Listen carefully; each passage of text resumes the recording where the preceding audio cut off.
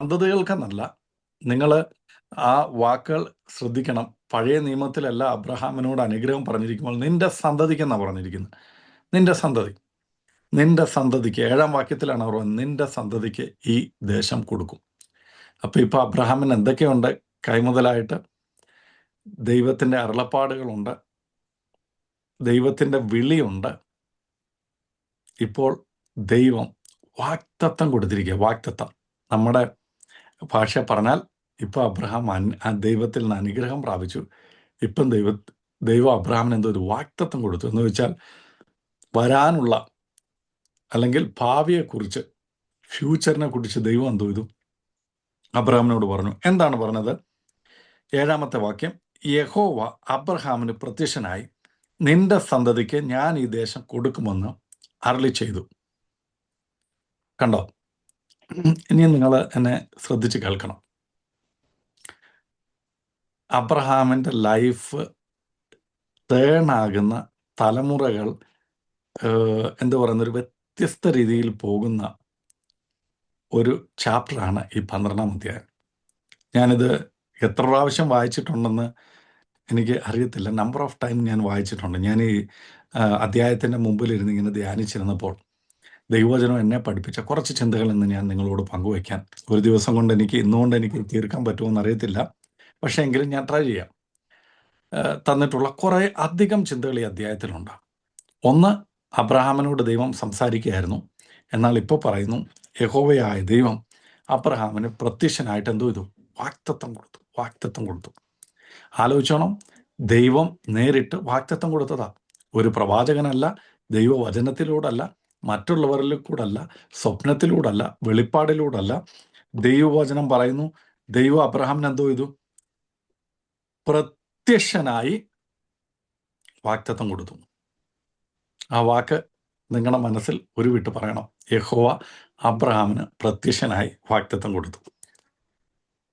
വാക്തത്വം കൊടുത്തു കഴിഞ്ഞപ്പോഴത് അബ്രഹാം ചെയ്തൊരു കാര്യം 7-ാമത്തെ വാക്യത്തിന്റെ അവസാനം പറയുന്നു, അവൻ അവിടെ ഒരു യാഗപീഠം പണിതു. കണ്ടോ? വാക്തത്വം കൊടുത്ത ദൈവത്തിനെ ആരാധിക്കുന്ന ഒരു അബ്രഹാം. നമ്മുടെ ഭാഷയിൽ പറഞ്ഞ ഒരു പ്രവാചകൻ വന്നിട്ട് നമ്മളോട് ഞാൻ നിന്നെ വാലല്ല തലയാക്കാന്ന് പറഞ്ഞാൽ അന്നത്തെ ദിവസം നമ്മുടെ കയ്യടിയും നമ്മുടെ അല്ലേലുയും നമ്മുടെ സ്തോത്രമൊക്കെ ഇച്ചിരി കൂടുതലായിരിക്കും അല്ലേ?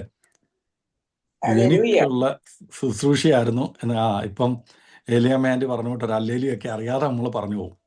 കാര്യം അനുഗ്രഹമാണല്ലോ എന്ന് പറയുന്നത് തൊട്ട് ഈ ബൈബിളിൽ ആദ്യമായിട്ട് അബ്രഹാം യാഗപീഠം പണിതെന്ന് പറയുന്ന വാക്യമാണ് 12-ാം അധ്യായം 7-ാം വാക്യം. അങ്ങനെ തനിക്ക് പ്രത്യക്ഷനായ ദൈവത്തിന് ആര് യാഗപീഠം പണിതു? അബ്രഹാം യാഗപീഠം പണിതു. അതിനുശേഷം നമുക്ക് കാണാൻ കഴിയുന്നു, താൻ പിന്നെ ഹായിയിലേക്ക് പോകുന്നു, അവിടെ യാഗപീഠം പണിതു. എന്നിട്ട് യഹോവയുടെ നാമത്തിൽ ആരാധിച്ചു എന്ന് പറയുന്നുണ്ട്. അവിടെ പ്രത്യേകം പറഞ്ഞിട്ടുണ്ട്, യഹോവയുടെ നാമത്തിൽ ആരാധിച്ചു. അതിൻ്റെ പ്രത്യേകത, ആ സമയങ്ങളിൽ പലരും പല ദേവന്മാരെ ആരാധിച്ചിരുന്നു, പക്ഷെ അബ്രഹാം യഹോവയെ ആരാധിച്ചു എന്ന് പറയുന്നു. ഇനി ട്വിസ്റ്റ്, അതായത് ഒരു ടേണിംഗ് പോയിന്റ് തൻ്റെ ജീവിതത്തിലേക്ക് വരുന്നതാണ് ഇന്ന് നമ്മൾ ചിന്തിക്കാൻ പോകുന്നത്. അത് 12-ാം അധ്യായം 10-ാം വാക്യമാണ്. ദയവായിട്ട് 10-ാം വാക്യം ഒന്ന് വായിച്ചാൽ. ദേശത്ത് ക്ഷാമമുണ്ടായി. ദേശത്തെ ക്ഷാമം കഠിനമായി തീർന്നതുകൊണ്ട് അബ്രഹാം മിസ്രൈമിൽ ചെന്ന് പാർക്കുവാൻ അവിടേക്ക് പോയി. ആമേൻ. മതി, ഇനിയും എന്നെ ശ്രദ്ധിച്ച് കേൾക്കണം. ഇപ്പൊ അബ്രഹാം എത്തിയിരിക്കുന്ന സ്ഥലം എവിടാ? മിസ്രൈം. അതിപ്പോ നിൽക്കുന്ന മിസ്രൈമിലേക്ക് പോകുന്നതിന് മുമ്പ് ഹായിൽ, കനാൻ ദേശത്തിന്റെ ഒരു ഭാഗമാണ് ഈ ഹായി എന്നൊക്കെ പറയുന്നത്. ബത്തേല്, ഇതെല്ലാം നമ്മുടെ എന്താ പറയുന്നത്, കൊല്ലം ജില്ല എന്ന് പറയുന്നത് കൊല്ലത്ത് കരുനാഗപ്പള്ളി ഉണ്ട്, അല്ലെങ്കിൽ ചവറയുണ്ട് എന്നൊക്കെ പറയുന്നത് പോലുള്ള സ്ഥലങ്ങളാണ് ഇതെല്ലാം. അപ്പോൾ വന്ന് നിൽക്കുന്ന സ്ഥലം ഇവിടെ കനാൻ ദേശം. അവിടെ എത്തിയപ്പോഴാണ് ദൈവം പ്രത്യക്ഷപ്പെട്ടിട്ട് എന്തോ ചെയ്യുന്നത്? ഒരു വാക്തത്വം കൊടുക്കുന്നത്. വാക്തത്വങ്ങളിൽ വിശ്വസ്തനായ, വാക്ക് പറഞ്ഞാൽ മാറാത്തവനായ ദൈവം അബ്രഹാമിന് പ്രത്യക്ഷപ്പെട്ടിട്ടൊരു വാക്തത്വം കൊടുക്കുകയാണ്. മകനെ, നിന്റെ സന്തതിക്ക് ഞാൻ ഈ ദേശം എന്തോ ചെയ്യും? തരും. അങ്ങനെ സന്തോഷം കൊണ്ട് അവിടെ ആരാധിക്കുന്ന ദൈവത്തെ ആരാധിച്ച്, കാര്യം ഇങ്ങനെ ആ സ്ഥലത്തൊക്കെ തന്നെ ഇങ്ങനെ മാറി മാറി മാറി മാറി കൂടാരങ്ങൾ അടിച്ച് താൻ ഇങ്ങനെ താമസിച്ചുകൊണ്ടിരിക്കുമ്പോൾ ആ ദേശത്ത് എന്തോ ഉണ്ടായി? ഒരു ക്ഷാമം ഉണ്ടായി. ക്ഷാമം ഉണ്ടായി. ഒരു ക്ഷാമം ഉണ്ടായി. അങ്ങനെ ക്ഷാമം ഉണ്ടാകാൻ പാടുണ്ടോ?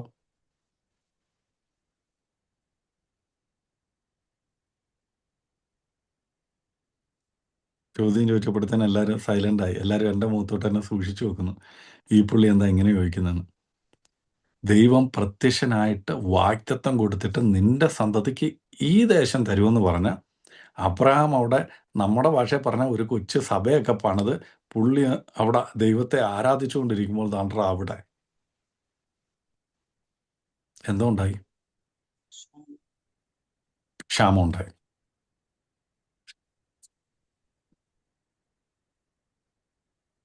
അവിടെ ക്ഷാമം ഉണ്ടായി. ഇത് നമ്മളെ പഠിപ്പിക്കുന്ന ഒരു കാര്യമുണ്ട്.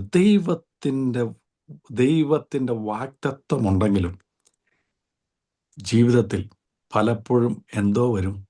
പരീക്ഷകൾ വരും. എന്തുവരും? പരീക്ഷകൾ. എല്ലാവരും ഒരുമിച്ചൊന്ന് പറഞ്ഞേ, എന്തോ വരും? പരീക്ഷകൾ വരും. ഈ പരീക്ഷയിൽ ജയിക്കുക എന്നുള്ളതാണ് നമ്മുടെ കർത്തവ്യം. ഈ പരീക്ഷയിൽ തോറ്റാൽ എന്ത് സംഭവിക്കും എന്നുള്ളതാണ് ഇനിയുള്ള 1-2 ആഴ്ചകൾ ഞാൻ പറയാൻ താല്പര്യപ്പെടുന്നത്. ഇവിടെ ദൈവം നേരിട്ട് വാഗ്ദത്തം കൊടുത്ത അബ്രഹാം താൻ ആ ദേശത്ത് താമസിച്ചുകൊണ്ടിരിക്കുമ്പോൾ ഇപ്പൊ അവിടെ എന്തോ ഉണ്ടായി? ഒരു ക്ഷാമം. നമ്മുടെ ഭാഷയിൽ പറഞ്ഞ ഒരു പരീക്ഷ. നമുക്കറിയാം കർത്താവായ യേശുക്രിസ്തു 40 ദിവസം ഉപവാസം ഇരുന്ന കാര്യം മത്തായി എഴുതിയ സുവിശേഷം 4-ാം അധ്യായത്തിലൊക്കെ നമ്മൾ വായിക്കുന്നുണ്ട്. അത് കഴിഞ്ഞ് ഇപ്രകാരമാണ് വന്നത് പറയുന്നത്, ആത്മാവ് അവനെ പരീക്ഷിക്കേണ്ടതിന് എന്തോ ചെയ്തുപോയി? കൂട്ടിക്കൊണ്ടുപോയി. കണ്ടോ? അപ്പൊ വിശ്വാസ ജീവിതത്തിൽ പരീക്ഷ എന്ന് പറയുന്നത് എന്തുവെന്നറിയോ? ഒരു അപവാജ്യ ഘടകമാണ്. എന്തുവാണ്? ഇന്ന് വിചാരിക്കുന്നുണ്ടായിരിക്കും, അയ്യോ ഇന്ന് കയറണ്ടായിരുന്നു, അടുത്ത ക്ലാസ്സിൽ കയറിയാൽ മതിയായിരുന്നു, അല്ലെങ്കിൽ ഈ വീഡിയോ ഇട്ട് കണ്ടാൽ മതിയായിരുന്നു, നിങ്ങൾ ആലോചിക്കുന്നുണ്ടായിരിക്കും. എന്നെ കേൾക്കുന്നവരെ പറയണം, വിശ്വാസ ജീവിതത്തിന്റെ ഒരു അവിഭാജ്യ ഘടകമാണ് എന്ത്? പരീക്ഷ. പരീക്ഷ. പരീക്ഷ. പരീക്ഷ. അതില്ല എന്നൊക്കെ പലരും പറയുന്നുണ്ട്, പക്ഷെ ഞാനത് വിശ്വസിക്കുന്ന ഒരാളല്ല. അതിന് എനിക്ക് എൻ്റെതായിട്ടുള്ള കാരണമുണ്ട്. നിങ്ങൾ എന്നോട് ചോദിച്ചാൽ ഞാൻ ദൈവവചനത്തിൽ നിന്ന് തന്നെ അത് പറഞ്ഞുതരാം.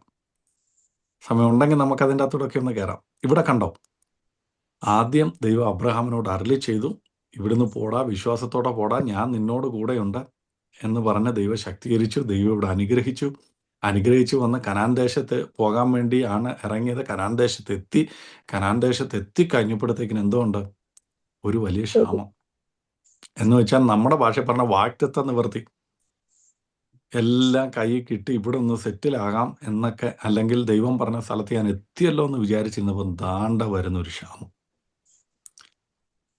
ഇത് നമ്മളെ പഠിപ്പിക്കുന്ന ഒരു കാര്യമുണ്ട്. ദൈവത്തിന് നമ്മളോട് വാഗ്ദത്തം ചെയ്താലും വാഗ്ദത്തത്തിന് ശേഷം നമ്മുടെ ജീവിതത്തിൽ എന്തോ ഉണ്ടാകാം? പരീക്ഷകൾ ഉണ്ടാകാം. അതാണ് കർത്താവായ യേശുക്രിസ്തു ഭൂമിയിലോട്ട് വന്നത് പിശാചിനാൽ പരീക്ഷിക്കപ്പെടാനാണോ? അല്ല, പിതാവിന്റെ ഇഷ്ടം ചെയ്യാനാ. പക്ഷെ ദൈവവചനം പറയുന്നു, പിശാചിനാൽ പരീക്ഷിക്കപ്പെടേണ്ടതിന് ആത്മാവ് അവനെ എന്തോ ചെയ്തു? മരുഭൂമിയിലേക്ക് കൊണ്ടുപോയി. അതേത് സമയത്താ? 40 ദിവസം കഴിഞ്ഞ് അപ്പോൾ അവന് വിശന്നപ്പോൾ ആരടുത്ത് വന്നു? പരീക്ഷകൻ അടുത്ത് വന്നു.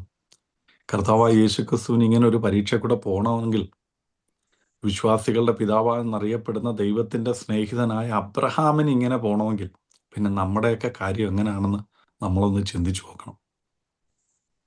അപ്പൊ ഇന്ന് കർത്താവിനോട് പറയണം, കർത്താവെ, ഇന്ന് ഞാൻ അനുഭവിക്കുന്ന രോഗം, അല്ലെങ്കിൽ ഇന്ന് ഞാൻ അനുഭവിക്കുന്ന ബുദ്ധിമുട്ട്, ഇന്ന് ഞാൻ പോയിക്കൊണ്ടിരിക്കുന്നത് ഇതൊരു പരീക്ഷണമാണെങ്കിൽ എനിക്കൊരു കാര്യം അറിയാം, ഇതെൻ്റെ ജീവിതത്തെ തകർക്കാനല്ല, എന്നെ വിശ്വാസത്തിന്റെ പാതകൾ പഠിപ്പിക്കാനാണെന്ന് ഞാൻ എന്തോ ചെയ്യുന്നു? വിശ്വസിക്കുന്നുവെന്ന് പറഞ്ഞു തുടങ്ങണം. ഹല്ലേലൂയ. 23-ാം സങ്കീർത്തനം എഴുതിയ ദാവീദ് ഇങ്ങനെ എഴുതി വെച്ചു. എന്താണെന്നറിയോ? മരണനിഴലിന്റെ താഴ്വരയിൽ കൂടി ഞാൻ നടന്നാലും ഞാനൊരു അനർത്ഥവും ഭയപ്പെടത്തില്ല. കാര്യം എന്താണെന്നറിയോ? നീ എന്നോടുകൂടെ ഉണ്ടല്ലോ. അതെങ്ങനാ ദാവീദിന് മനസ്സിലായത്? ദാവീദ് ഒരിക്കൽ കിന്നരം വായിച്ചുകൊണ്ടിരുന്നപ്പോൾ രാജാവായ ശൗൽ ഒരു കുന്തമെടുത്ത് ഒരു ഏറുന്നേ.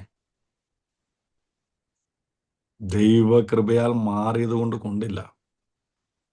അതിനുശേഷം തന്നെ ഭിത്തിയോട് ചേർത്ത് വെച്ച് കുത്താൻ ആരോങ്ങി? ശൗലോങ്ങി. തന്നെ വർഷങ്ങളോളം ആര് പിന്തുടരുന്നു? ദൈവത്തിന്റെ അഭിഷക്തനാ, വാഗ്ദത്തമുള്ളവനാ. എന്താ വാഗ്ദത്തം? ഇസ്രയേലിന്റെ രാജാവാവും. പക്ഷെ കിടക്കുന്ന ഇവിടെ കാട്ടില് മേട്ടില്, നമ്മുടെ ഭാഷയെ പറഞ്ഞ ഓടിക്കുക ഓടിക്കുക ഓടിക്കുക. ആ പ്രതികൂലങ്ങളുടെയും പ്രയാസങ്ങളുടെയും മധ്യത്തിൽ അദ്ദേഹം എഴുതി വെച്ചൊരു വാക്യമാണ്, കൂരിരുളിന്റെ താഴ്വരയിൽ കൂടെ ഞാൻ പോയാലും, മരണനിഴലിൽ കൂടെ പോയാലും ഞാൻ ഭയപ്പെടത്തില്ല. കാര്യം എന്താണെന്നറിയോ? എന്നോട് കൂടെ ദൈവമുണ്ട്. എന്നോട് വാഗ്ദത്തം ചെയ്തൊരു ദൈവമുണ്ട്. വാഗ്ദത്തം ചെയ്തവൻ നിവർത്തിക്കാൻ ശക്തനെന്ന് അബ്രഹാം വിശ്വസിച്ചതുപോലെ ഇന്ന് നമ്മുടെ ജീവിതത്തിൽ ഏത് പ്രശ്നമാണോ, ഏത് പ്രതികൂലമാണോ, ഏത് രോഗമാണോ, അതിനെ നോക്കിക്കൊണ്ട് പറ, ഇതെൻ്റെ ജീവിതത്തിൽ വരുന്നൊരു പരീക്ഷയാണെന്ന് ഞാൻ കണക്കാക്കുക. അതിന് എൻ്റെ കൂടെ എന്തുണ്ട്? ദൈവമുണ്ട്. ദൈവമുണ്ട്. ദൈവമുണ്ട്. ദൈവമുണ്ട്. ദൈവമുണ്ട്. അപ്പൊ ഈ അനുഭവം നമ്മളെ പഠിപ്പിക്കുന്നത് എന്താണെന്നറിയാമോ? വാഗ്ദത്തമൊക്കെ ഉണ്ടെങ്കിലും ജീവിതത്തിൽ എന്തോ വരും? പരീക്ഷ വരും. പരീക്ഷയെപ്പറ്റി നമുക്കറിയാം. പറഞ്ഞിരിക്കുന്ന വാക്ക് ജെയിംസ് യാക്കോബിന്റെ ലേഖനത്തിലെ 1-ാം അധ്യായം 2 മുതലുള്ള വാക്യങ്ങളൊന്ന് വായിക്കാമോ? യാക്കോബിന്റെ ലേഖനം 1-ാം അധ്യായം 2 മുതലുള്ള വാക്യങ്ങൾ.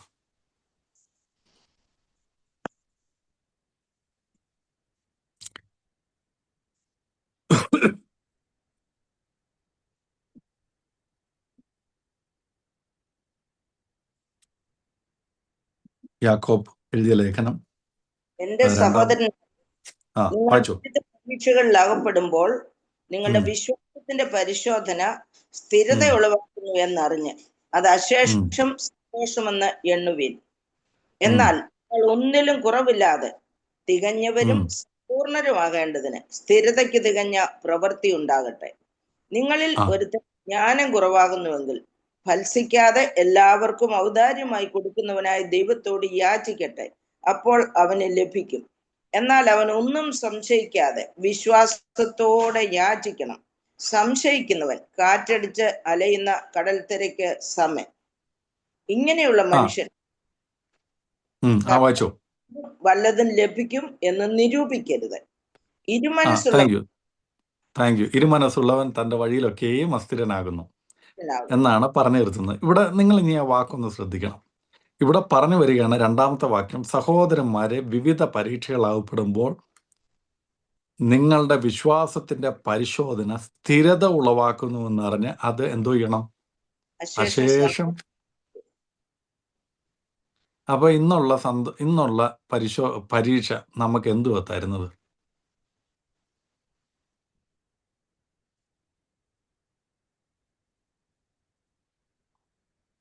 സന്തോഷമാണോ?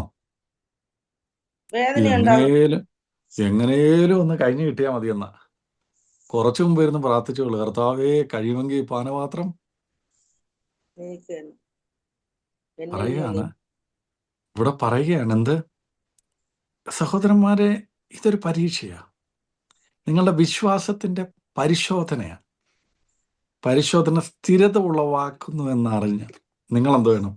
അത് അശേഷം സന്തോഷമെന്ന് എന്തോ ചെയ്യണം? അറിയണം.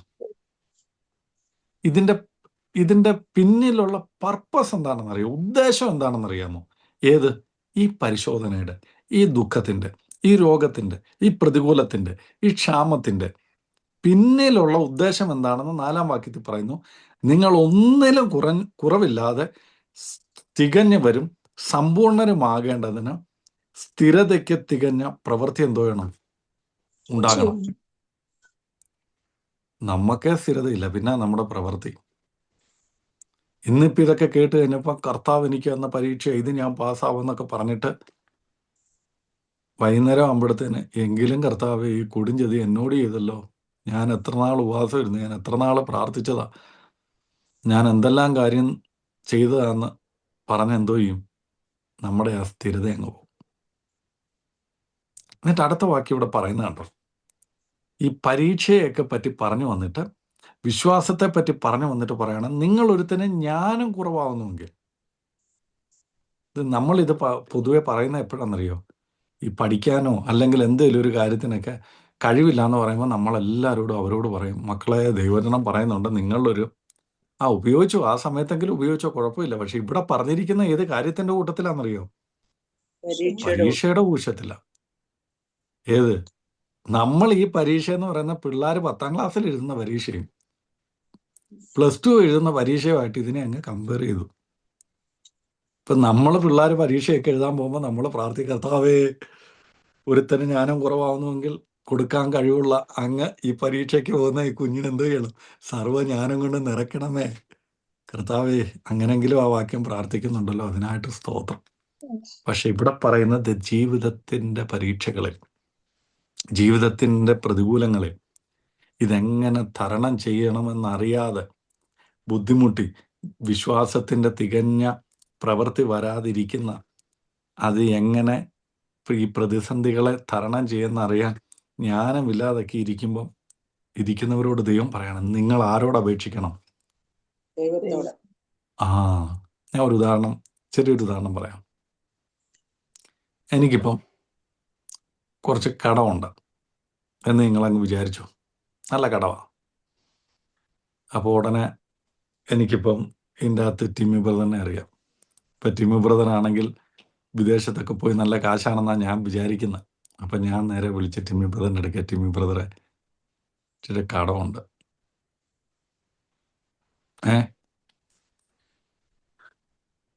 നിങ്ങളാണെങ്കിൽ ഇപ്പം അവിടെ ക്രെഡിറ്റ് കാർഡൊക്കെ യൂസ് ചെയ്യുന്ന ആളാണല്ലോ, ഞാനൊരു ക്രെഡിറ്റ് കാർഡ് എടുത്താൽ എങ്ങനെ ഇരിക്കും, എങ്ങനെയാണ് അതിൻ്റെ പേയ്മെൻ്റ് എന്നൊക്കെ പുള്ളിയോട് അഭിപ്രായം ചോദിച്ചാൽ എങ്ങനെ ഇരിക്കും?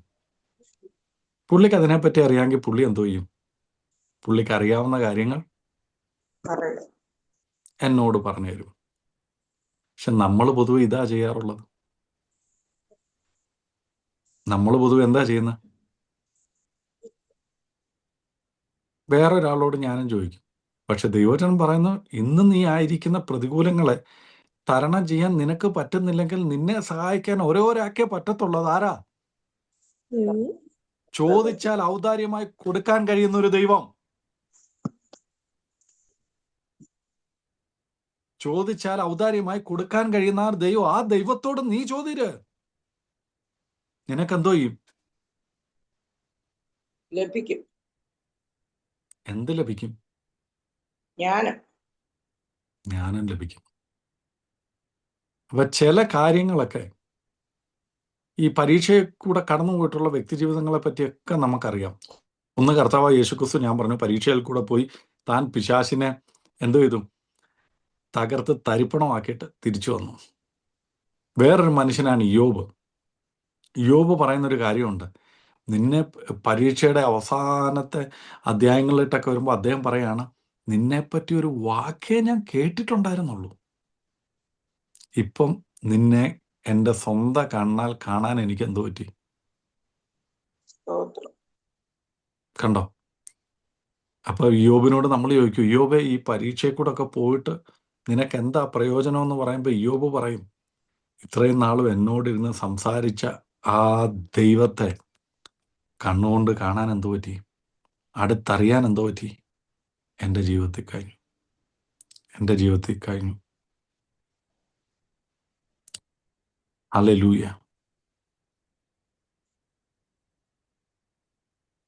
എന്നെ കേൾക്കുന്നവരെ, നമ്മുടെ ജീവിതത്തിലും പരീക്ഷകളൊക്കെ വരുമ്പോൾ, പ്രതികൂലങ്ങളൊക്കെ വരുമ്പോൾ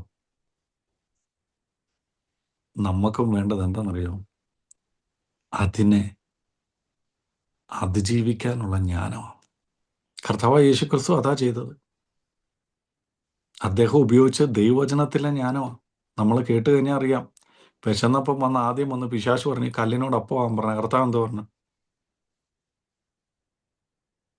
എൻ്റെ പിശാചേ, ഇത്രയും വലിയ കല്ല് അപ്പം ആയിക്കഴിഞ്ഞാൽ ഇത് ആര് പൊക്കുമെന്നാണോ ചോദിച്ചത്? നമ്മളാണെങ്കിൽ അങ്ങനല്ലേ ചോദിക്കുന്നത്. കർത്താവ് പറഞ്ഞു, ഒരു കാര്യം അറിയാവോ? മനുഷ്യൻ അപ്പം കൊണ്ട് മാത്രമല്ലെന്ന്, ദൈവത്തിൻ്റെ വചനം കൊണ്ട്. കണ്ടോ? ദൈവവചനത്തിൻ്റെ ജ്ഞാനം.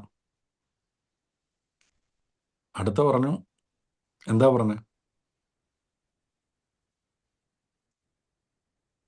നീ ഇതൊക്കെ ഞാൻ നിനക്ക് തരാമെന്ന് പറയുമ്പോഴും പുള്ളിക്കാരൻ പറയുന്നത് എനിക്കൊന്നും വേണ്ട, എനിക്കതൊന്നും വേണ്ട, ഈ ജ്ഞാനം മഹത്വമൊക്കെ അത് ദൈവത്തിനുള്ളതാണ്. എന്നെ കേൾക്കുന്നവരെ, അങ്ങനെയെങ്കിൽ ഇന്ന് അതിനൊരു ക്രൈറ്റീരിയൻ കൂടെ യാക്കോബ് അപ്പോസ്തലൻ പറയുന്നുണ്ട്. എന്നാൽ അവന് സംശയിക്കാതെ വിശ്വാസത്തോടെ യാചിക്കണം. സംശയിക്കുന്നവൻ കാറ്റടിച്ചുലയുന്ന കടൽ തിരയ്ക്ക് സമനാണ്. അവൻ ഇരുമനസ്സാണ്. ആ ഇരുമനസ്സുള്ളവൻ ഒന്നും എന്ത് ചെയ്യത്തില്ല, ദൈവത്തിൽ നിന്ന് കിട്ടത്തില്ല.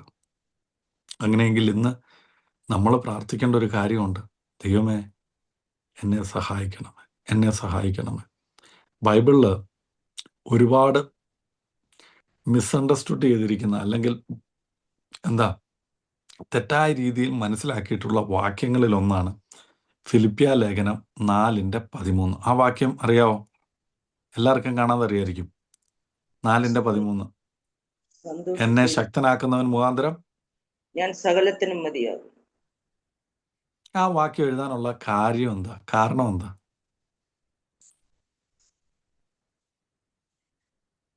അറിയത്തില്ല എങ്കിൽ എടുത്തോ, ഫിലിപ്പിയ ലേഖനം 4:13. ഫിലിപ്പിയർ.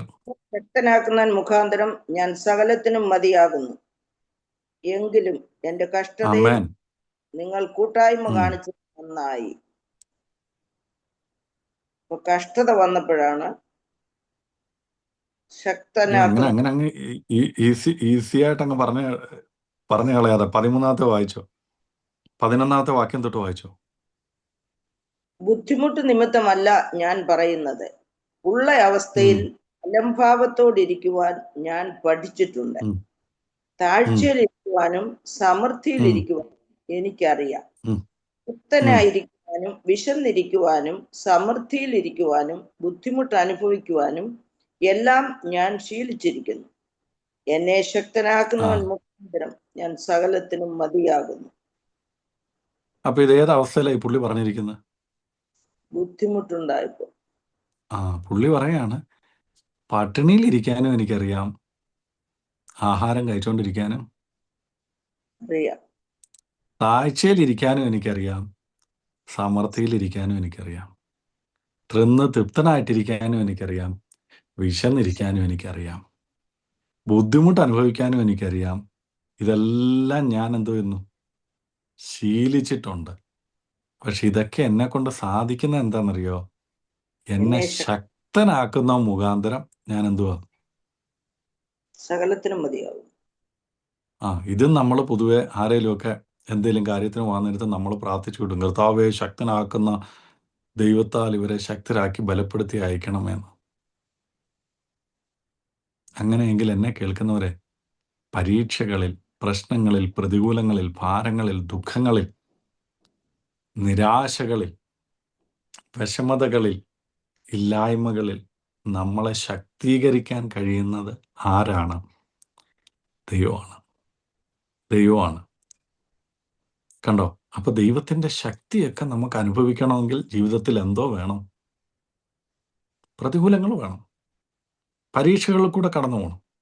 അപ്പം എങ്കിൽ എന്നെ കേൾക്കുന്നവരെ, നിങ്ങളുടെ ജീവിതത്തിന്റെ ഒരു പരീക്ഷ ഘട്ടങ്ങളിലൂടാണ് നിങ്ങൾ കടന്നു പോകുന്നതെങ്കിൽ നിങ്ങൾ പിന്മാറി പോകരുതേ, നിങ്ങൾ പതറിപ്പോകരുത്, ഈ ദൈവത്തെ വിട്ടിട്ട് പോകരുതേ. കാര്യം ദൈവം നിങ്ങളെ അനുഗ്രഹിക്കാമെന്ന് പറഞ്ഞിട്ടുണ്ടെങ്കിൽ, ദൈവം നിങ്ങൾക്ക് വാഗ്ദത്തം തന്നിട്ടുണ്ടെങ്കിൽ, അതിന്റെ പൂർത്തീകരണത്തിലേക്ക് എത്തണമെങ്കിൽ എന്തോ വേണം? പരീക്ഷകൾ കൂടെ ഒക്കെ എന്ത് വേണം? കടന്നു പോകണം, കടന്നു പോകണം, കടന്നു പോകണം. നമുക്കറിയാം, സ്കൂളിൽ ഏറ്റവും നല്ലതായിട്ട് പഠിക്കുന്ന ഒരു കൊച്ച്, അതിന് അവസാനത്തെ ഫൈനൽ എക്സാം, ഈ കൊച്ച് നല്ലതായിട്ട് പഠിക്കുന്നത്, അതുകൊണ്ട് ഇതിന് ഫൈനൽ എക്സാം വേണ്ടെന്ന് ആരെങ്കിലും പറയോ? ഇല്ല. ഇല്ല. അത് ഏറ്റവും നല്ലതായിട്ട് പഠിക്കുന്നതെന്ന് എങ്ങനെ അറിയുന്നത്? ഈ എക്സാം എഴുതിയാലേ പറ്റത്തുള്ളൂ. അപ്പം നമ്മുടെ വിശ്വാസത്തിന് സ്ഥിരതയുണ്ടോ എന്ന് എങ്ങനെ അറിയുന്നത്? ഇപ്പൊ എല്ലാ ദിവസവും ഇഷ്ടം പോലെ കൈ കാശ്, ഇഷ്ടം പോലെ വേണ്ട, അല്ല, ആവശ്യത്തിന് കൈ കാശ്, ഇഷ്ടം പോലെ ഒന്നും ഞാൻ പറഞ്ഞ് നിങ്ങളെ കൊതിപ്പിക്കുന്നില്ല, ആവശ്യത്തിന് കൈ കാശ്, ഒരസുഖവും ഇല്ല, കുടുംബത്തിലാണെങ്കിൽ സന്തോഷം, പറഞ്ഞാൽ കേൾക്കുന്ന മക്കള്, നല്ലോട്ട് പഠിക്കുന്ന പിള്ളേർ, ജോലിക്ക് ജോലി, നല്ല വീട്, നല്ലൊരു കാറ്, കുടുംബജീവിതം എല്ലാം സന്തോഷത്തോടെ പോകുന്നു. അപ്പോഴാണോ ഈ വിശ്വാസം വേണ്ടത്? അതോ കഷ്ടത, രോഗം, പ്രയാസം, പ്രതികൂലം, ഭാരം, ദുഃഖം ഇതിലൊക്കെ വേണ്ടപ്പോഴാണോ ഈ ദൈവശക്തി വേണ്ടത്? നിങ്ങളൊന്ന് പറഞ്ഞേ. നമ്മൾ കഷ്ടതയിലോ? പരീക്ഷണങ്ങളിലൂടെ കടന്നു പോകുമ്പോഴാണ്. അതെ. അപ്പൊ ഈ വിശ്വാസത്തിന്റെ സ്ഥിരത ഉണ്ടോന്ന് ദൈവം എങ്ങനെ അറിയുന്നത്? ദൈവത്തിനറിയാൻ നമ്മളാരാണെന്ന്. പക്ഷെ ദൈവം നമ്മളെ പഠിപ്പിച്ചു തരുന്നതാണ്. എങ്ങനെ? ഈ പ്രതികൂലങ്ങളിലൂടെയൊക്കെ പ്രയാസങ്ങളിലൂടെയൊക്കെ പോകുമ്പോൾ ജ്ഞാനം, ദൈവിക ജ്ഞാനം നമ്മളിലുണ്ടോ, ഈ ദൈവിക ജ്ഞാനം നമ്മൾ എന്തോ ചെയ്യുന്നുണ്ടോന്ന്, ഉപയോഗിക്കുന്നുണ്ടോന്ന് ദൈവം ഒന്ന് ടെസ്റ്റ് ചെയ്യുന്ന. അങ്ങനെ ഒരു ടെസ്റ്റാണ് ആർക്കും ഇവിടെ സംഭവിച്ചത്? അബ്രഹാമിന്. കാര്യം ഇവിടെ തിയോളജിയന്മാർ പറയുന്നൊരു കാര്യമുണ്ട്, അല്ലെങ്കിൽ ബൈബിൾ പഠിക്കുമ്പോൾ നമുക്ക് കാണാൻ കഴിയുന്ന ഒരു കാര്യം, ദൈവം അബ്രഹാമിനോട് എന്തോ കിട്ടില്ല, മിസ്രൈമിലേക്ക് പോകാൻ എന്തോ പറഞ്ഞിട്ടില്ല. ചെയ്തിട്ടില്ല, പറഞ്ഞിട്ടില്ല. ഈ ഒരു പ്രതികൂലം വന്നപ്പോൾ, ഒരു പ്രയാസം വന്നപ്പോൾ, ഒരു പരീക്ഷ വന്നപ്പം അരുളി ചെയ്ത ദൈവത്തിലേക്ക് നോക്കാതെ താൻ എന്തോ ചെയ്തു? സ്വന്തമായൊരു തീരുമാനമെടുത്തു. അതാണ് ഞാൻ പറഞ്ഞു വരുന്നത്. ഒന്ന്, ദൈവത്തിൻ്റെ വാഗ്ദത്തങ്ങൾ നമുക്കുണ്ടെങ്കിലും നമ്മുടെ ജീവിതത്തിലൂടെ പരീക്ഷകൾ അല്ലെങ്കിൽ പരീക്ഷ ഘട്ടങ്ങൾ കടന്നു വരും. അതിനുത്തമ ഉദാഹരണമാണ് അബ്രഹാം. ഈ 12-ാം അധ്യായത്തിൽ നമ്മൾ കാണുന്ന അബ്രഹാം 10 മുതലുള്ള വാക്യങ്ങൾ നമ്മളെ പഠിപ്പിക്കുന്നത്. അവിടെ എന്താണ് സംഭവിച്ചതെന്ന് നമുക്കറിയാം. 11-ാമത്തെ വാക്യം പറയുന്നു, മിസ്രൈമിൽ എത്തുവാറായപ്പോൾ അവൻ തൻ്റെ ഭാര്യ സാറായോട് പറഞ്ഞത്, ഇതാ നീ സൗന്ദര്യമുള്ള സ്ത്രീ എന്ന് ഞാൻ അറിയുന്നു. മിസ്രൈമിൽ നിന്നെ കാണുമ്പോൾ ഇവളൻ അവൻ്റെ ഭാര്യ എന്ന് പറഞ്ഞ് എന്നെ കൊല്ലുകയും നിന്നെ ജീവനോടെ രക്ഷിക്കുകയും ചെയ്യും. നീ എൻ്റെ സഹോദരി എന്ന് പറയണം. എന്നാൽ നിന്റെ നിമിത്തം എനിക്ക് നന്മ വരികയും ഞാൻ ജീവിച്ചിരിക്കുകയും ചെയ്യും. കണ്ടോ? ഇപ്പൊ താൻ എന്താ ചെയ്യുന്നതെന്നറിയോ? മനുഷ്യ ബുദ്ധി എന്തോ ചെയ്യുക? ആശ്രയിക്കുക. ആരാണ് അബ്രഹാം? ദൈവത്താൽ വിളിക്കപ്പെട്ട വിളിയുള്ളവൻ, ദൈവത്താൽ അനുഗ്രഹിക്കപ്പെട്ടവൻ, 7 അനുഗ്രഹമുള്ളവൻ, ദൈവം നേരിട്ട് വാഗ്ദത്തം കൊടുത്തവൻ. ജീവിതത്തിൽ ഒരു പ്രതികൂല ഘട്ടം വന്നപ്പോൾ, ഒരു പ്രതിസന്ധിയുടെ ഘട്ടം വന്നപ്പോൾ ദൈവിക മുഖത്തേക്ക് നോക്കേണ്ടതിന് പകരം താൻ ഇപ്പൊ എന്താ ചെയ്യുന്നത്? മാനുഷിക ബുദ്ധിയിൽ താൻ എന്തോ ചെയ്യുക? ആശ്രയിക്കുക. അപ്പൊ രണ്ടാമത്തെ പോയിന്റ്, അല്ലെങ്കിൽ രണ്ടാമത്തെ കാര്യം നമ്മൾ അബ്രഹാം എന്ന് പഠിക്കുന്ന, എഴുതിയെടുക്കുന്നവരിന് വേണ്ടിയാണ് ഈ പോയിന്റ് എന്നൊക്കെ ഞാൻ പറഞ്ഞത്. നമ്മൾ പഠിക്കേണ്ട ഒരു കാര്യം, പരീക്ഷയുടെ ഘട്ടങ്ങളിൽ നമ്മൾ എത്തി നിൽക്കുമ്പോൾ നമ്മൾ ആശ്രയിക്കേണ്ടത് നമ്മുടെ ബുദ്ധിയല്ല, മനുഷ്യബുദ്ധിയല്ല. അതാണ് ഞാൻ നേരത്തെ ടിമ്മി ബ്രദറിൻ്റെ ഉദാഹരണം ഞാൻ പറഞ്ഞത്. മാനുഷികമായ ബുദ്ധിയല്ല. പിന്നെ നമ്മൾ എന്തോ ചെയ്യണം? ദൈവത്തിൽ ആശ്രയിക്കണം. അതുകൊണ്ടാണ് ദൈവവചനം നമ്മളോട് പറയുന്നത്, സദൃശവാക്യം 3-ാം അധ്യായം 5-ഉം 6-ഉം വാക്യങ്ങൾ. സദൃശവാക്യം 3-ന്റെ 5-ഉം 6. അതുപോലെ തന്നെ 37-ാം സങ്കീർത്തനത്തിൽ ഒരു വാക്യമുണ്ട്, നിന്റെ വഴി യഹോവയെ പരമേൽപ്പിക്കുക, അവനിൽ തന്നെ ആശ്രയിക്കുക, അവനതെന്തോ ചെയ്യും? നിർവഹിക്കും. സദൃശവാക്യം 3-ാം അധ്യായം ഒന്ന് വായിക്കാം, 3-ന്റെ 5-ഉം 6-ഉം.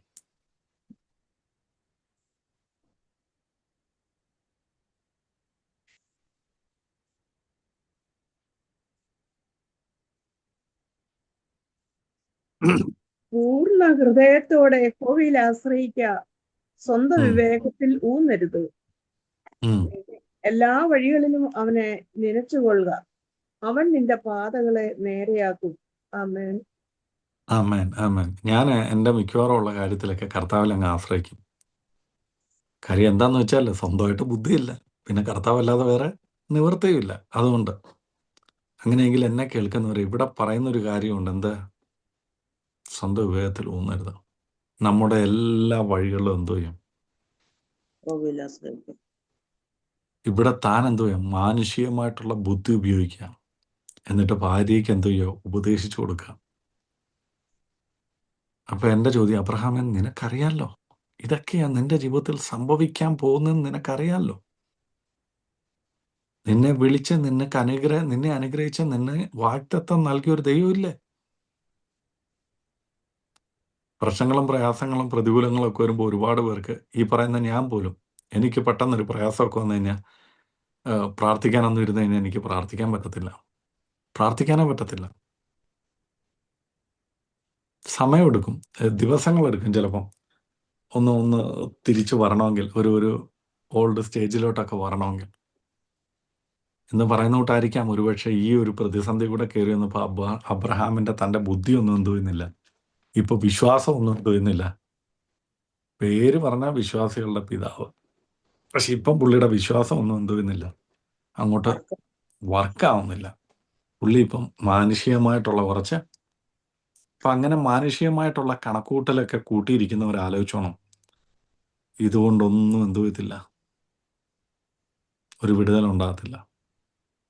ദൈവത്താൽ വിളിക്കപ്പെട്ട നാം, ദൈവത്താൽ അനുഗ്രഹിക്കപ്പെട്ട നാം, ദൈവത്താൽ തിരഞ്ഞെടുക്കപ്പെട്ട നാം, പിന്നെ എന്താണ് ഇന്ന് ദൈവജനം പറയുന്നു? നിന്റെ വഴി യഹോവയെ നീ പരമേൽപ്പിക്കുക, നിന്റെ എല്ലാ വഴികളും അവനെ നിനക്ക് സകലം നീ യഹോവയുടെ കരങ്ങളിലോട്ട് കൊടുത്തിട്ട് നീ സ്വന്തം ബുദ്ധിയിൽ ഊന്നാതെ, സ്വന്തം ബുദ്ധി കൊണ്ട് നീ കാര്യം കൈകാര്യം ചെയ്യാൻ നോക്കാതെ ദൈവകരങ്ങളിലേക്ക് കൊടുക്ക. സ്വന്തം വിവേകത്തിൽ ആശ്രയിക്കുന്നതിനേക്കാൾ സ്വന്തം ബുദ്ധിയിലും വിവേകത്തിലും ആശ്രയിക്കുന്ന അപകടമാണെന്ന് നമ്മൾ ഈ അബ്രഹാമിൻ്റെ ഈ മൂവ് നമ്മളെ പഠിപ്പിക്കുക. ഇനി അടുത്തത്, തൻ്റെ ജീവിതത്തിൽ ഒരു ഭയം വരിക. എന്താണ് ഭയം? തന്നോട് പറയുകയാണ്, എന്നെ അവർ കൊന്നുകളയും. കണ്ടോ, ഭയം തൻ്റെ ജീവിതത്തിലെ വിശ്വാസത്തെ ദുർബലമാക്കുക. ഒരുപക്ഷെ നാളുകളെക്കുറിച്ചുള്ള ഭയം, തലമുറകളെക്കുറിച്ചുള്ള ഭയം, സാമ്പത്തിക നന്മകളെക്കുറിച്ചുള്ള ഭയം, ആരോഗ്യത്തെക്കുറിച്ചുള്ള ഭയം, ഇതൊക്കെ നമ്മുടെ ജീവിതത്തിൽ വന്നാൽ നമ്മളെ എന്തോ ചെയ്യും? ദുർബലമാക്കി കളയും. ഇവിടെ ഭയം തൻ്റെ ജീവിതത്തിൽ വന്നപ്പോൾ സത്യത്തെ താൻ മറച്ചു വെക്കുക. എന്താണ് സത്യം? ഭർത്താവാണെന്നുള്ള സത്യം നീ പുറത്തു പറയല്ലേ എന്ന്. കണ്ടോ, സദൃശവാക്യം 29:25 നമുക്കൊക്കെ അറിയാവുന്നൊരു വാക്യമാണ്. സദൃശവാക്യം 29:25.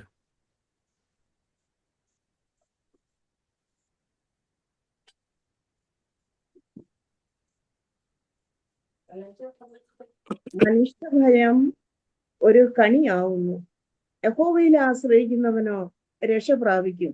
ആമേൻ. സ്തോത്രം.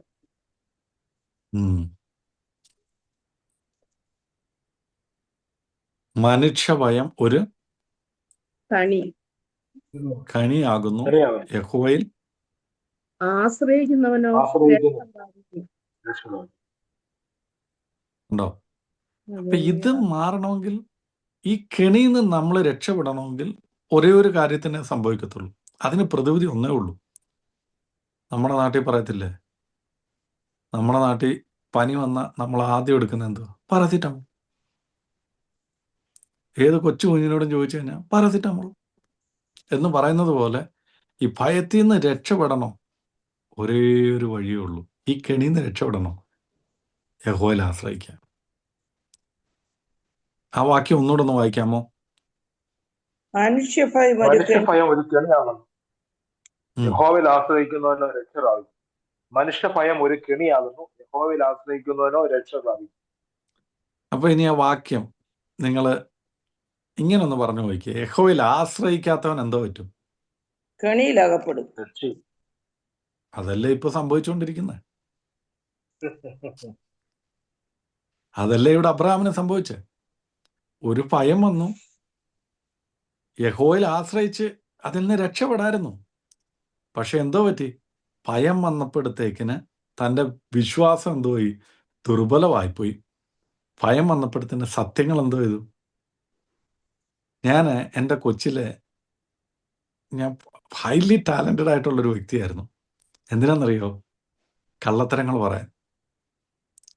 നിന്ന നിപ്പിന് നമുക്കറിയാം അത് കള്ളത്തരമാണ്, പക്ഷെ തിരിച്ച് മറിച്ച് നമ്മൾ ഇതാക്കി കളയുമായിരുന്നു. അങ്ങനെ കള്ളത്തരം പറയാൻ എനിക്ക് പറ്റുമായിരുന്നു. അങ്ങനെ ഞാൻ പറഞ്ഞിട്ടുണ്ട്. വലിയ വലിയ സംഭവങ്ങളൊക്കെ അത് ഞാൻ പറയാൻ താല്പര്യപ്പെടുന്നില്ല. അതെൻ്റെ ഒരു ബലഹീനതയായതുകൊണ്ട് ഞാൻ അങ്ങനെ അങ്ങ് കുഴിച്ചു മൂടുക അതിനെ. ഞാൻ എപ്പോഴും എൻ്റെ കുഞ്ഞുങ്ങളോട് അതുകൊണ്ട് ഞാൻ പറയും, മക്കളെ എന്ത് വരുത്, കള്ളത്തരം പറയരുത്. കള്ളത്തരം പറഞ്ഞിട്ട് ദൈവിക സാന്നിധ്യം നമ്മളെ നിന്ന് എന്തോ വരുത്, നശിപ്പിക്കരുത്. ഒരടി കിട്ടുമെന്നുള്ള സിറ്റുവേഷൻ വരുമ്പോൾ ഒരു കള്ളത്തരം അങ്ങ് പറയും. പക്ഷെ ആലോചിച്ചോണം, ഒരു ഭയം വരുമ്പോഴാണ് എന്തോ എന്ന് ഈ പൊതുവെ, എടാ എവിടെ ആയിരുന്നടാ എന്ന് ചോദിച്ചു കഴിഞ്ഞാൽ, ഞാൻ ഇങ്ങോട്ട് വരുന്ന വഴിക്ക് ആ പുള്ളിയെ കണ്ട് ആ പുള്ളിയോട് കൂടെ സംസാരിച്ച് അവിടെ നിൽക്കുമായിരുന്നു. ഏതാ പുള്ളി വീട്ടിൽ കിടന്ന് ചിലപ്പോൾ ഉറങ്ങുമായിരിക്കും. ആ പുള്ളിയാണ് നമ്മളിവിടെ പിടിച്ച്. എനിക്കിപ്പോഴും അതിനൊരു ഉദാഹരണമായിട്ട് പറയുന്നത്, എൻ്റെ ഫാദറും മദറും ഒക്കെ ഞങ്ങളുടെ കൊച്ചിലെ എവിടെയോ പോയിരിക്കുക, എനിക്കൊന്ന് പ്രാർത്ഥനയ്ക്ക് എവിടെയോ പോയിരിക്കുക.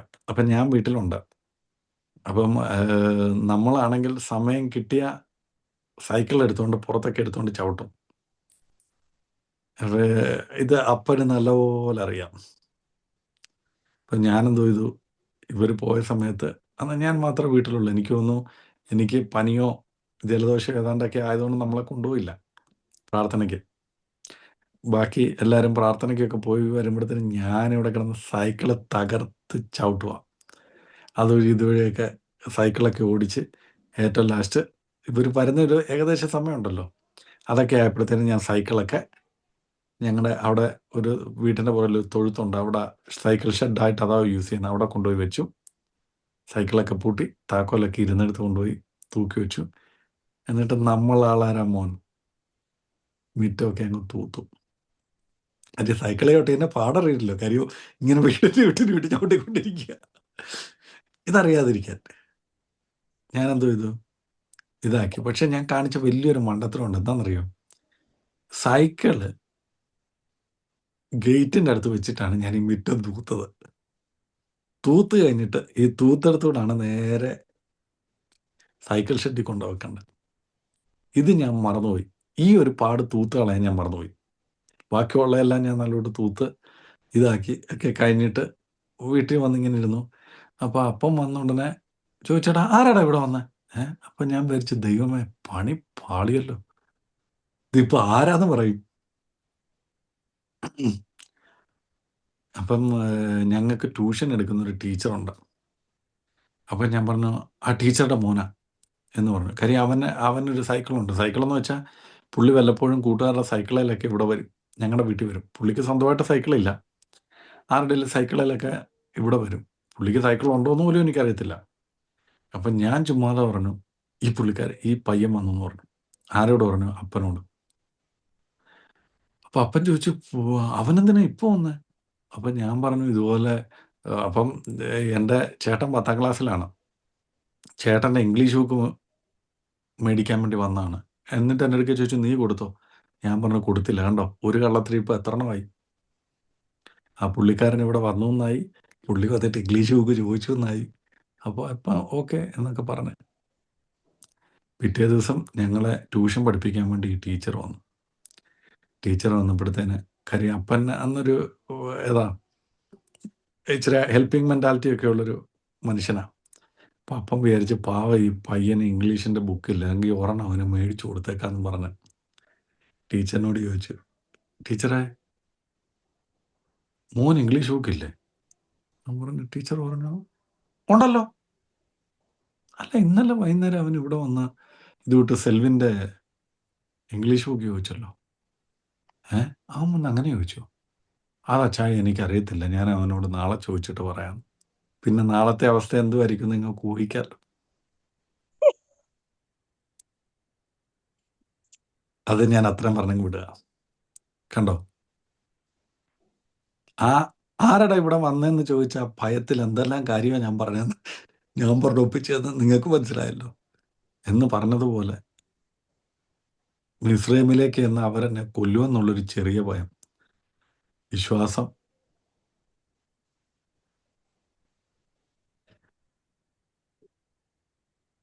ഭയം വിശ്വാസത്തെ ദുർബലമാക്കും. ഭയം സത്യത്തെ മറച്ചു വെക്കും. ഭയം നമ്മളെ കൊണ്ട് പലതും പറയിപ്പിക്കും, ചെയ്യിപ്പിക്കും. അതിനെ ഈ കെണിയിൽ നിന്ന് നമുക്ക് രക്ഷപ്പെടണമെങ്കിൽ ഒരേ ഒരു വഴിയുള്ളൂ, യഹോവയിൽ ആശ്രയിക്കുക. യഹോവയിൽ ആശ്രയിച്ചാൽ ഇതിൽ നമുക്ക് ഒഴിഞ്ഞു പോവാം. ഇല്ലേ, അതിൻ്റെ അകത്ത് വന്ന് വീഴും. ആര് വന്ന് വീണു? അബ്രഹാം വന്ന് വീണു. നമ്മൾ പറയത്തില്ലേ, അവനവൻ കുഴിക്കുന്ന കുഴിയിൽ. പണ്ട് റേഡിയോയിലുള്ളൊരു പരസ്യമായിരുന്നു, അവനവൻ കുഴിക്കുന്ന കുഴികളിൽ വസിക്കുന്ന കുലുമാൽ. നിങ്ങൾ കേട്ടിട്ടുണ്ടായിരിക്കുമെന്ന് ഞാൻ വിശ്വസിക്കുക. എൻ്റെയൊക്കെ കൊച്ചിലെ അത് ഇടയ്ക്കിടയ്ക്ക് റേഡിയോ വരുമായിരുന്നു. ഇപ്പം സ്വന്തമായിട്ട് കുഴിച്ച കുഴിയിൽ ആര് വന്ന് വീണു? അബ്രഹാം വന്ന് വീണു. അപ്പം എന്നെ കേൾക്കുന്നവരെ, സങ്കീർത്തനത്തിൽ പറയുന്നൊരു വാക്കുണ്ട്, ഞാൻ ഭയപ്പെടുന്ന നാളിൽ. ആ വാക്യം കറക്റ്റായിട്ട് ആർക്കറിയാം? ഞാൻ ഭയപ്പെടുന്ന ആൾ യഹോവയിൽ ആശ്രയിക്കും. യഹോവയിൽ ആശ്രയിക്കാൻ. എൻ്റെ റെഫറൻസ് അറിയാം, എൻ്റെ മനസ്സിലേക്ക് വന്നുകൊണ്ട് ഞാൻ അങ്ങ് പറഞ്ഞു എന്നേ ഉള്ളൂ. ഞാൻ ഭയപ്പെടുന്ന നാളിൽ നിന്നിൽ ആശ്രയിക്കും. നമ്മുടെ ആശ്രയം ദൈവമാണ്. നമ്മളെ ഭയപ്പെടുത്തുന്ന ഏത് വലിയ പ്രശ്നം വന്നോട്ടെ, കള്ളത്തരങ്ങൾ പറയാൻ നിൽക്കരുതേ, സ്വന്തം വിവേകത്തിൽ ഊന്നാൻ നിൽക്കരുതേ.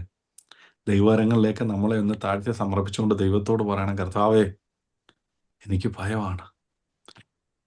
ആളിലും ഇങ്ങനെ എന്തോ ചെയ്യണമെന്നൊക്കെ അറിയാതിരുന്ന മനുഷ്യനുണ്ടായിരുന്നു. അദ്ദേഹത്തിൻ്റെ പേര് യോശുവ.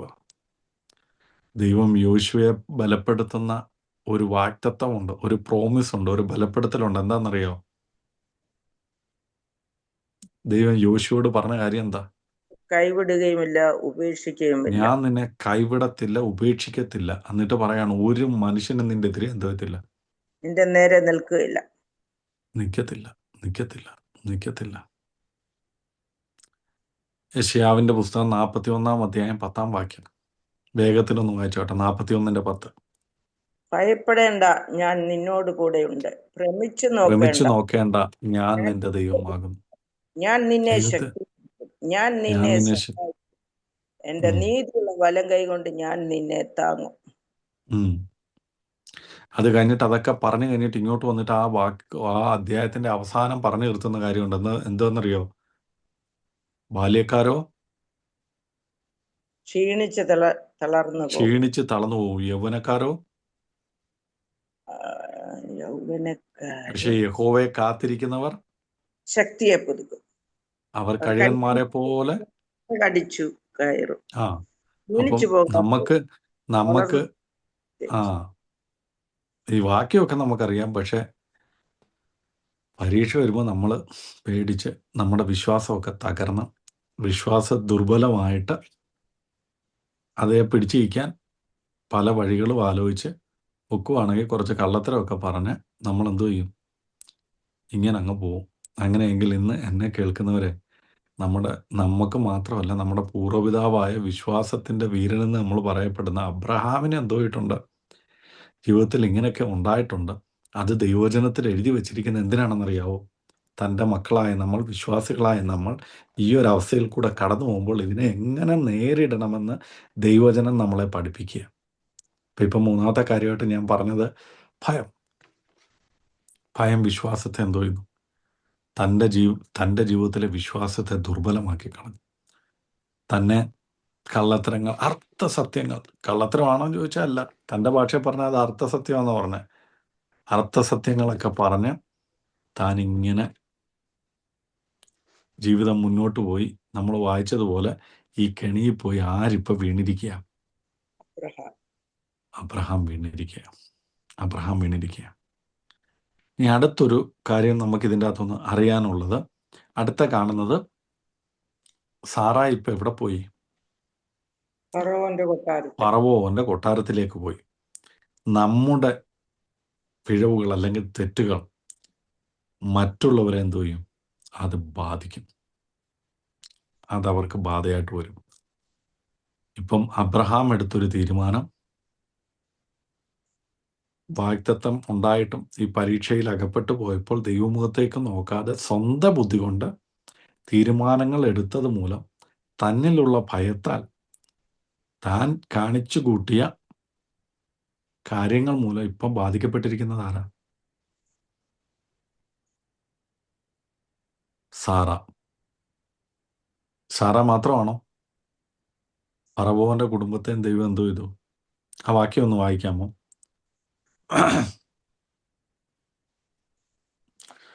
12-ാം അധ്യായം നമ്മൾ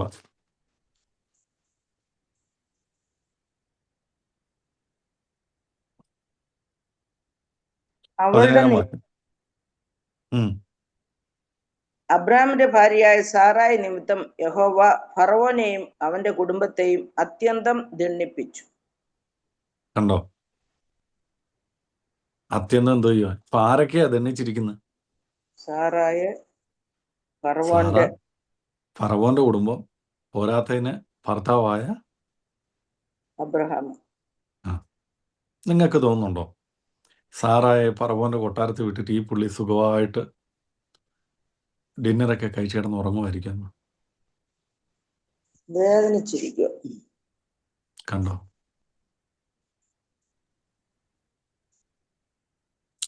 പലപ്പോഴും അങ്ങനെ ജീവിതത്തിൽ നടക്കുന്ന അവസ്ഥകൾ കണ്ട് വേദനിച്ചിരിക്കുന്നവരെ എന്ന് ദൈവജനത്തിലൂടെ ദൈവം നമ്മളോട് പറയുന്നൊരു കാര്യം, ഇതിൻ്റെ തുടക്കം ഇവിടുന്നെന്ന് മനസ്സിലായല്ലോ.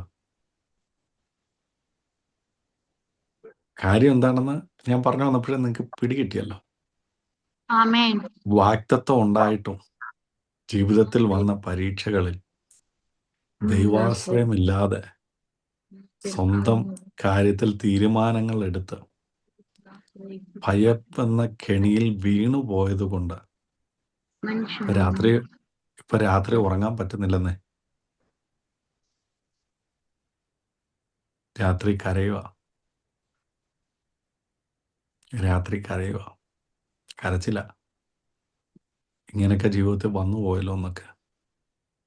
ആമേൻ.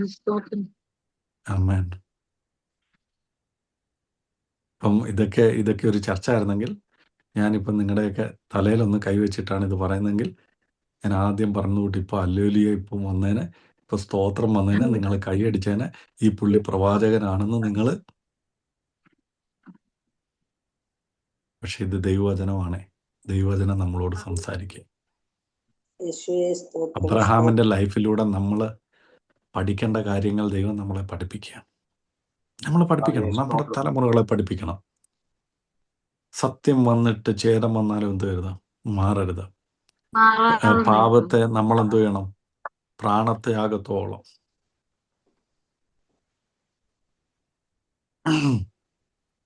ഞാൻ ഭയപ്പെടുന്ന നാളിൽ നിന്നിൽ ആശ്രയിക്കും. അത് 56-ാം സങ്കീർത്തനം 3-ാം വാക്യം. Okay, thank you aunty. 56-3 ഞാനൊന്ന് നോട്ട് ചെയ്ത് വെച്ചേക്കാം. ഞാൻ ഭയപ്പെടുന്ന നാളിൽ നിന്നിൽ ആശ്രയിക്കും. ഞാൻ ദൈവത്തിൽ അവന്റെ വചനത്തെ പുകയും. ഞാൻ ദൈവത്തിൽ ആശ്രയിക്കുന്നു, ഞാൻ ഭയപ്പെടുകയില്ല. ജഡത്തിന് എന്നോട് എന്ത് ചെയ്യുവാൻ കഴിയും? അതെ, സങ്കീർത്തനക്കാരനായ ദാവീദിന്റെ വാക്കുകളാ. കണ്ടോ? അപ്പൊ എന്നെ കേൾക്കുന്നവരെ, ഇപ്പൊ അബ്രഹാം എന്തോ ചെയ്യുക? എനിക്ക് തോന്നുന്നില്ല അബ്രഹാമിന് കിടന്നുറങ്ങാൻ പറ്റുമെന്ന്. എനിക്കറിയത്തില്ല എത്ര ദിവസം സാറ ഫറവോന്റെ കൊട്ടാരത്തിലുണ്ടായിരുന്നു. കൊണ്ടുപോയപ്പോൾ തൊട്ട് ഒരുപക്ഷെ കഴിച്ചിട്ടുണ്ടായിരിക്കത്തില്ല, കുടിച്ചിട്ടുണ്ടായിരിക്കത്തില്ല. ചങ്ക് പൊട്ടിപ്പോവും. ചിലപ്പോൾ ഒരുപക്ഷെ ഒരു ഭർത്താവ് എന്ന നിലയിൽ അബ്രഹാം ആലോചിച്ച് കാണും, ജീവിച്ചിരുന്നിട്ട് പോലും കാര്യമുണ്ടെന്നൊക്കെ. വല്ലാത്തൊരവസ്ഥ. നമ്മുടെ ജീവിതമായിട്ടൊക്കെ ബന്ധിപ്പിക്കാൻ പറ്റുന്ന ഒരവസ്ഥയാണ്. സ്വന്തം ചങ്ക് പറിച്ചു പോകുന്നത് കൂട്ടുള്ളൊരു വേദന. ആൾക്കാരുണ്ടായിരുന്നു, സമ്പത്തുണ്ട്, സ്വത്തുണ്ട്, കാര്യങ്ങളൊക്കെ ഉണ്ട്. പക്ഷെ പറഞ്ഞിട്ട് കാര്യമില്ലെന്ന്. ഇന്ന് തൽക്കാലം അങ്ങനെ പോയത് പലതും ദൈവത്തിന് മടക്കി കൊണ്ടുവരാൻ പറ്റും. ഇവിടെ നമ്മളെ ദൈവം പഠിപ്പിക്കുന്നൊരു പാഠമുണ്ട്. എനിക്ക് കുറച്ചുകൂടെ ഒക്കെ പറയണമെന്ന് ആഗ്രഹമുണ്ട്. പക്ഷെ സമയം ഏകദേശം കഴിഞ്ഞു. ഇനി ഒരു 3-4 മിനിറ്റ് കൂടെ ഉള്ളൂ. അതുകൊണ്ട് ഞാൻ ഒരു 5 പോയിന്റ് എന്ന് പറഞ്ഞങ്ങ് നിർത്തുക. 5-ാമത്തെ കാര്യം,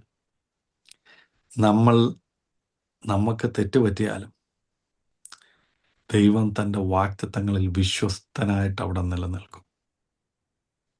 ദൈവം യേശുവേ തൻ്റെ വാഗ്ദത്തങ്ങൾ എന്തുവാ? വിശ്വസ്തന. 2 തിമോത്തിയോസിന്റെ ലേഖനം 2 തിമോത്തിയോസ് 2:13 ഇപ്രകാരം പറയുന്നത്, നാം അവിശ്വസ്തരായിരുന്നാലും. അങ്ങനല്ലേ ആ വാക്യം പറയുന്നത്? അവൻ യെസ് വിശ്വസ്തനായിരിക്കുന്നു. തൻ്റെ ജീവിതത്തിൽ വന്ന തെറ്റുകൾ കൊണ്ട് ഇപ്പൊ താൻ വേദനിച്ച് ബുദ്ധിമുട്ടി പ്രയാസപ്പെട്ട് ഉറങ്ങാൻ കഴിയാതെ ഇനി അടുത്ത എന്തെന്നറിയാതെ ഒക്കെ ഇരിക്കുന്ന മനുഷ്യൻ പരാജയപ്പെടുമ്പോഴും ദൈവത്തിൻ്റെ വിശ്വസ്തതയും സംരക്ഷണയും കരുതലും നമ്മുടെ മേളിൽ ഉണ്ടെന്ന് ദൈവം നമ്മളെ പഠിപ്പിക്കുന്ന ഒരു പാഠം അത്. അടുത്ത വാക്ക് നമ്മൾ ഇപ്രകാരമാണെന്ന്, യഹോവ ഫറവോനെയും കുടുംബത്തെ എന്തോ ഇതു ദണ്ഡിപ്പിച്ചു. കണ്ടോ? ദൈവമുഖത്തേക്ക് അബ്രഹാം നോക്കുമ്പോൾ അബ്രഹാമിന് വേണ്ടി പ്രവർത്തിക്കുന്ന ഒരു ദൈവത്തിൻ്റെ കരം, ഒരു ദൈവത്തിൻ്റെ കരം. നമുക്ക് അടുത്ത ആഴ്ച ബാക്കിയുള്ള കാര്യങ്ങളുടെ ഇതിനെപ്പറ്റി നമുക്ക് പഠിക്കാം. അബ്രഹാമിൻ്റെ ജീവിതത്തിൽ വന്ന ഒരു തെറ്റിൽ നിന്ന്, ഒരു വീഴ്ചയിൽ നിന്ന് സംഭവിച്ച കാര്യങ്ങൾ. ഞാൻ എൻ്റെ വാക്കുകളെ ഇവിടെ നിർത്താൻ പോവുകയാണ്. നമുക്ക് നമ്മുടെ കണ്ണുകളെ അടയ്ക്കാം. എന്നിട്ട് നമുക്ക് പറയാം, കർത്താവേ, ഞങ്ങളുടെ ജീവിതത്തിൽ എത്ര തെറ്റ് വന്നാലും തിരിച്ചും മടങ്ങി വന്ന് അങ്ങയുടെ സന്നിധിയിൽ വന്ന്, നമുക്കറിയാം മുടിയനായ പുത്രൻ, ധൂർത്തപുത്രനെ പറ്റി നമ്മൾ വായിക്കുന്നുണ്ട്. അദ്ദേഹം ഒരു തീരുമാനം എടുക്കുക, ഞാൻ എൻ്റെ അപ്പൻ്റെ ഭവനത്തിലേക്ക് മടങ്ങിപ്പോകും. എൻ്റെ അപ്പൻ്റെ ഭവനത്തിൽ ദാസീദാസന്മാർ തൃപ്തരായി ബാക്കി വയ്ക്കുമ്പോൾ ഞാനിവിടെ ഒരു നേരത്തെ ആഹാരമില്ലാതെ കഷ്ടതയിലും ഭാരത്തിലും പ്രയാസത്തിലുമാണ്. ഇന്ന് കേൾക്കാൻ അപ്പൻ്റെ ഭവനത്തിലേക്ക് ഞാൻ മടങ്ങിപ്പോകും. നമ്മളെ കാത്തു നിൽക്കുന്ന ഒരു സ്വർഗത്തിൻ്റെ പിതാവ് നമുക്കുണ്ട്. നമ്മളെ അനുഗ്രഹിക്കാമെന്ന് വാക്ക് പറഞ്ഞ, നമ്മളെ അനുഗ്രഹിച്ച, നമ്മളെ വിളിച്ച ആ സ്വർഗീയ വിളിക്ക് ഓഹരിക്കാരായി തീർത്ത് ആ സ്വർഗത്തിലെ അപ്പൻ ഇന്ന് രാത്രി എനിക്ക് വേണ്ടി, നിങ്ങൾക്ക് വേണ്ടി കാത്തു നിൽക്കുക. മകനെ, മകളെ, ഭയമാണോ നിന്റെ പ്രശ്നം? ഇന്ന് രാത്രി നീ നിന്ന് യഹോവയിൽ ആശ്രയിക്കാൻ, ഹല്ലേലൂയ, യഹോവയിൽ ആശ്രയിക്കാൻ നീ ഒന്ന് തീരുമാനിക്കാം. നീ ഈ കെണിയിൽ വീണു പോകരുത്. ഈ കെണിയിൽ നിന്ന് നിന്നെ വീണ്ടെടുക്കാൻ സർവശക്തനായ ദൈവം, ഹല്ലേലൂയ, ഹല്ലേലൂയ, ഹല്ലേലൂയ. ഊടബലരികനബന ശംധനരികന അസ്തുരവരരികനവരാജകരൗടകനന്ദനരകന. Hallelujah, hallelujah, hallelujah. എത്ര ദൂരമാണോ നീ ഓടിപ്പോയത്, എത്ര ദൂരമാണോ നീ ദൈവത്തിൽ നകന്നു പോയത്, അത്രയും ദൂരത്ത് നിനക്ക് വേണ്ടി കാത്തു നിൽക്കുന്ന ഒരു ദൈവമുണ്ട്. ഇന്ന് രാത്രികാലം ആ ദൈവത്തിൻ്റെ കരങ്ങളിലേക്കൊന്ന് കടന്നു വരാവോ?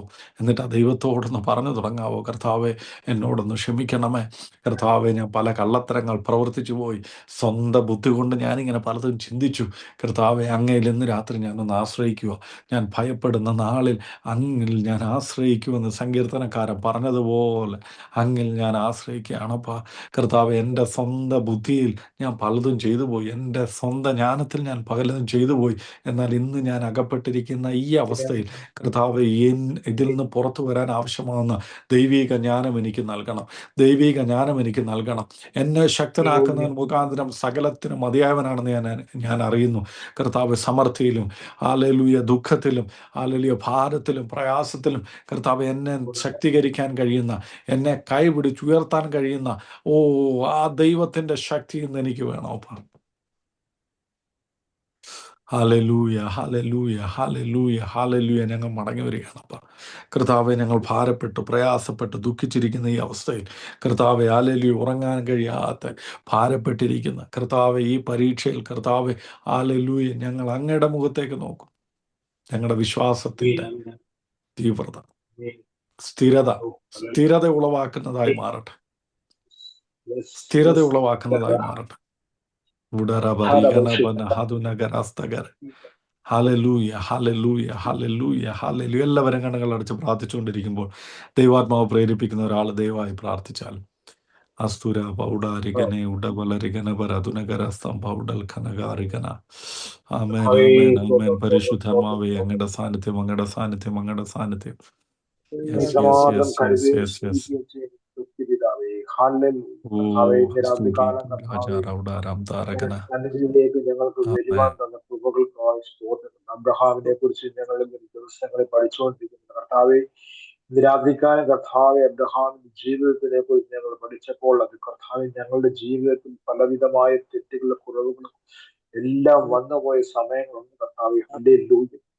കർത്താവെ ഞങ്ങൾ പുറമോട്ടൊന്നും ചിന്തിച്ചു കഴിഞ്ഞാൽ കർത്താവ് ഇന്ന് ഇവിടെ ഇരിക്കുവാൻ ഞങ്ങൾ ഒരു യോഗ്യതയുമില്ല കർത്താവ്. എങ്കിലും കർത്താവ് ഞങ്ങളുടെ തിരുരക്തത്താൽ ഞങ്ങളെ ശുദ്ധീകരിച്ച് ഞങ്ങളെ വീണ്ടെടുത്ത മക്കളുകൾക്കായി സ്തോത്രം. പുറമോട്ടുള്ള ജീവിതത്തിൽ ഞങ്ങൾ കടന്നു പോകാൻ ഇനി കർത്താവിന്റെ വചനം കർത്താവെ ശക്തമായിട്ട് ഞങ്ങൾ പഠിച്ച് അത് മനസ്സിലാക്കി ജീവിതത്തിൽ ഞങ്ങളുടെ ജീവിതത്തെ തന്നെ അത് അർത്ഥവത്താക്കി കർത്താവ് ഭയം കൂടാതെ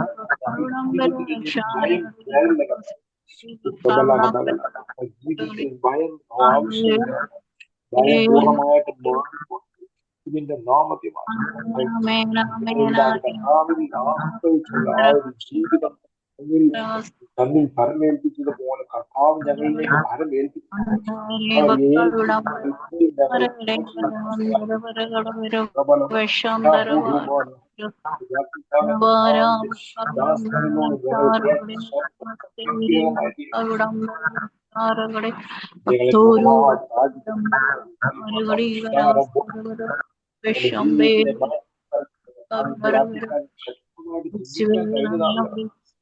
ഞങ്ങൾ വന്ന പോയ കാലഘട്ടങ്ങളിലേക്ക് തന്നെ ഞങ്ങൾ ഒരു പ്രൊമോട്ടിൽ ചിന്തിക്കാൻ കഴിയില്ല.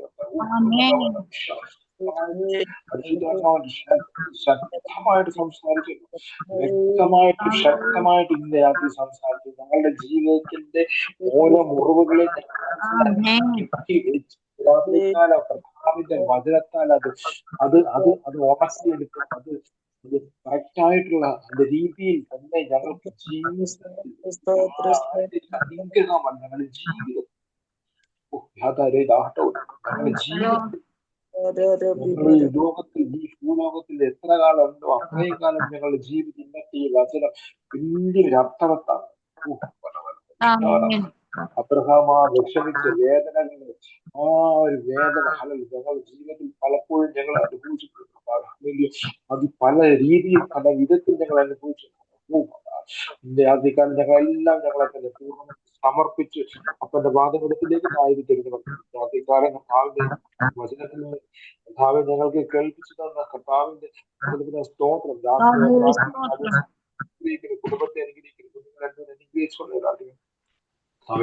നിന്റെ മകൻ കടന്നു പോകാൻ ആഗ്രഹിക്കുന്ന ഇടങ്ങളിലേക്ക് തക്ക സമയത്തിനുള്ള വഴികളും വാതിലുകളെല്ലാം ഞങ്ങളുടെ ഗ്രൂപ്പിനെ രാത്രികാലം കർത്താവ് അല്പസമയം കർത്താവിന്റെ പാദപിടുത്തങ്ങൾ ഇരിക്കാമെന്ന് പ്രമുഖായി സ്തോത്രം. വന്നവർക്കെല്ലാം അനുഗ്രഹമായി